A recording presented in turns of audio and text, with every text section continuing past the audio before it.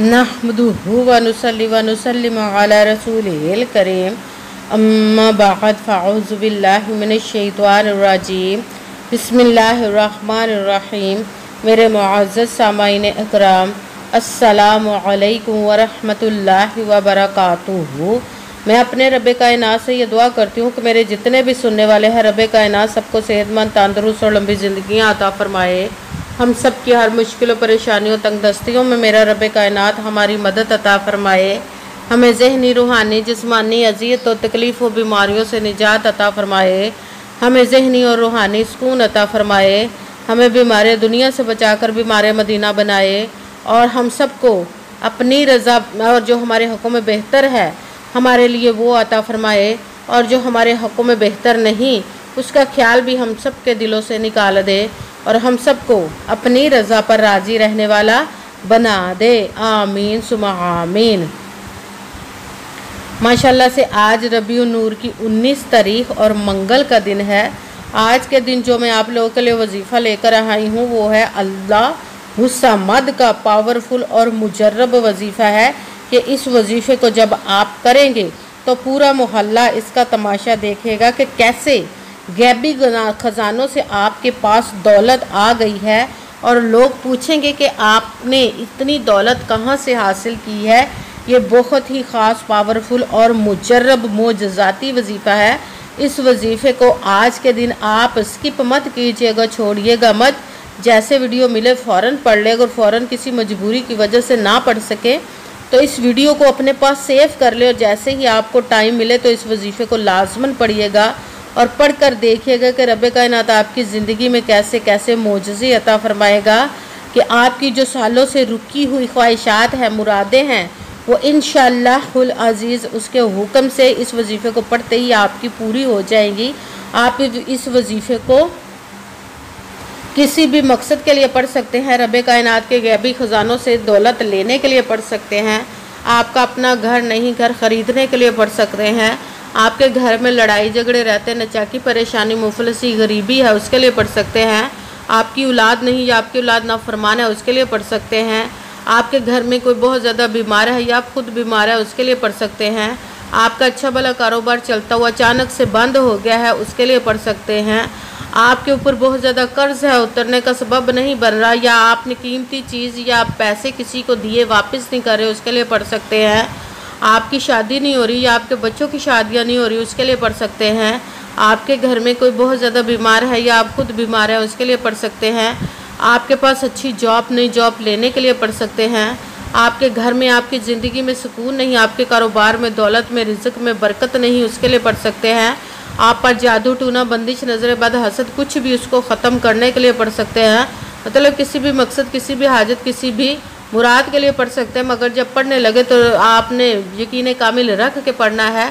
कहते हैं कि यकीन कामिल होता है, पीर कामिल नहीं होता, और अच्छी नीयत रख के पढ़नी है। कि रब कायनात कुरान पाक पे इरशाद फरमाता है, इन्नमल अमालु बिन्नियात, कि जो अमलों का दारोमदार होता है वो नीयतों पर होता है। अगर हमारी नीयत अच्छी है तो हमारा अमल भी अच्छा होता है, और अगर हमारी नीयत ही अच्छी नहीं तो हमारा अमल भी अच्छा नहीं होता। चाहे हम जितनी मर्ज़ी मेहनत कर ले, जितनी मर्ज़ी कोशिश कर ले, हमें उसका फल, उसका अजर अच्छा नहीं मिलता। इसलिए अच्छी नीयत रख के, पुख्ता यकीन रख के, और 5 वक्त की नमाज की पाबंदी लाजमन रखनी। फिर इस अमल को करना। अमल करते वक्त आपके दिलों में, जहनों में ऐसा वसवसा नहीं आना चाहिए कि हम ये अमल कर रहे, पता नहीं हमारी मुराद पूरी हो या ना हो। ऐसा हो नहीं सकता कि हम रब कायनात के किसी इसम का या कलाम पाक का वजीफ़ा पढ़े और हमें कामयाबी ना मिले। ये हमारे ईमान की कमज़ोरी, जिसकी वजह से हमें नाकामी मिलती है। आपने सिर्फ अमल करना है, उसका फल, उसका अजर देना उस ज़ाते पाक का काम, क्योंकि उसकी दस्ते कुदरत से कोई चीज़ बाहर नहीं। उसके कुन कहने की देर है और फयाकुन हो जाता है। आपने अमल करने के बाद उसके कुन का इंतज़ार करना। इंशाअल्लाहुल अज़ीज़ वो आपकी तकदीर के बंद तालों को खोल देगा, नसीब के सितारों को चमका देगा, आपकी ज़िंदगी में ऐसे ऐसे मोजज़े अता फरमाएगा कि आप खुद देखकर हैरान रह जाएंगे। आपको कभी किसी चीज़ की कमी नहीं रहेगी। रब कायनात अपने गैबी ख़जानों से आपकी ऊपर दौलत की बारिश अता फरमाएगा इंशाअल्लाहुल अज़ीज़ अपने हुक्म से। अगर वीडियो अच्छी लगे तो इसको लाइक ज़रूर कीजिए, अगर आगे भी शेयर कर दीजिएगा ताकि किसी दूसरे को हमारी वजह से फ़ायदा पहुँचे तो हमारे लिए सदका जारिया बन जाए। और जो नए हैं इस चैनल पर, इस चैनल को सब्सक्राइब कर ले, बेल आइकन को भी दबा लें ताकि मेरी अगली आने वाली वीडियो आप तक पहुंच सके। अगर कोई मुझसे किसी मसले के बारे में इस्ताहारा करवाना चाहते हो, किसी काम का हिसाब लगवाना चाहते हो, किसी काम के लिए वजीफ़े का पूछना चाहते हो, या कुरान पाक ऑनलाइन पढ़ना चाहते हैं, महफिल मिलादुन नबी के लिए बुलवाना चाहते हो, तो व्हाट्सअप का नंबर वीडियो पर चल रहा है, आप लोग मुझसे रब्ता कर सकते हैं। अगर मेरे भाई या बुज़ुर्ग मुझसे रब्ता करना चाहते हो तो व्हाट्सअप पर वॉइस मैसेज करके अपना मसला बता सकते हैं। अगर बहनें या माएँ मुझसे रब्ता करना चाहती हों तो व्हाट्सअप पर वॉइस कॉल करके मुझसे बात कर सकती हैं, अपना मसला बता सकती हैं। आपने वजीफ़ा करने से पहले कमेंट्स में अपना नाम, जहाँ पर रहते उस जगह का नाम और अल्लाह पाक का एक नाम और आमद मुस्तफ़ा मरहबा लाजमन लिखना, ताकि मैं भी आप लोगों के लिए दुआ कर सकूँ और फिर वजीफ़े की भी आप लोगों को इजाज़त मिल जाएगी। आपने वजीफ़ा करने से पहले पूरी वीडियो को ध्यान के साथ सुन के समझ के फिर वजीफ़े को करना है। ऐसा ना हो कि वीडियो को स्किप कर करके छोड़ के सुने और फिर कोई बात रह जाए और आप वजीफ़ा करें, ठीक ना हो। आपने ना तो किसी अमल में कम करके पढ़ना, ना ज़्यादा बढ़ा कर पढ़ना है।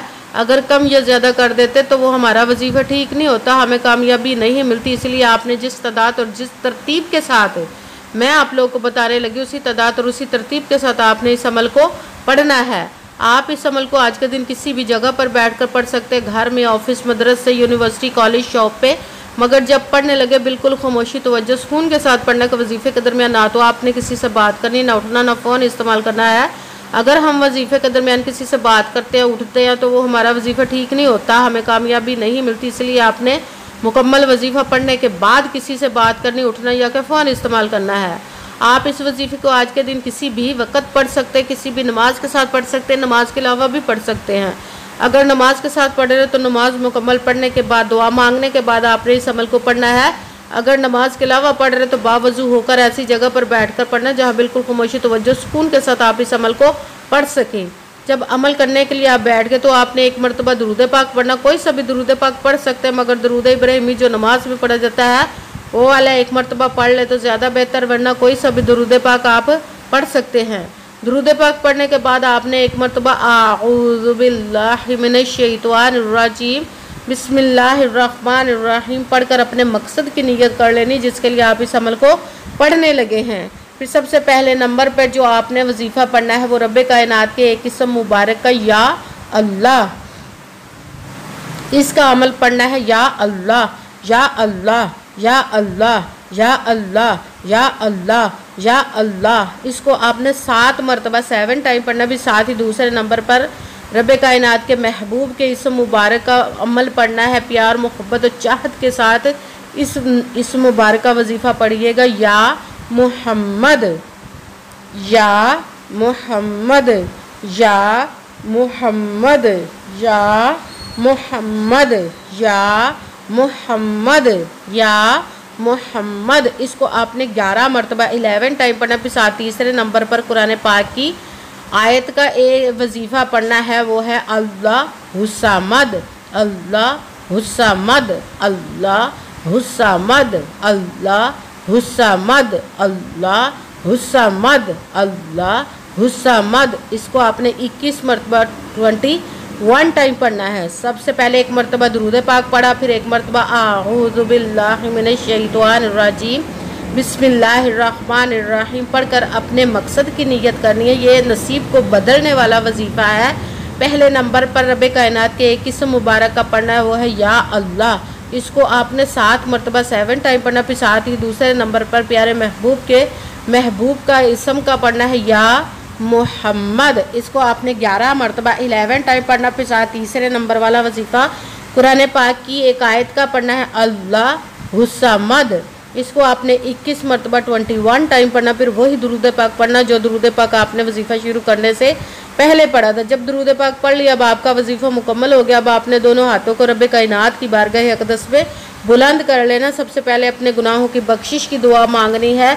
फिर जिस मकसद, जिस हाजत के लिए आपने इस अमल को किया उसकी खूब दुआ कीजिएगा और दुआओं में मुझे भी याद रखिएगा, मेरे लिए भी दुआ कीजिएगा। जज़ाकल्लाहु खैरा। जिस मकसद, जिस हाजत के लिए आपने इस वजीफ़े को किया, रब्बे कायनात अपने हुक्म से, अपने प्यारे महबूब के सदका से, अपने कलाम पाक इसमें मुबारक के सदक़े और इस प्यारे प्यारे माह मुबारक रबीउन नूर के सदके आपकी तमाम नेक और जायज़ हाजात को कबूल व मंजूर अता फरमाए इंशाअल्लाह अज़ीज़। आमीन सुमा आमीन। अस्सलामु अलैकुम व रहमतुल्लाहि व बरकातुहू।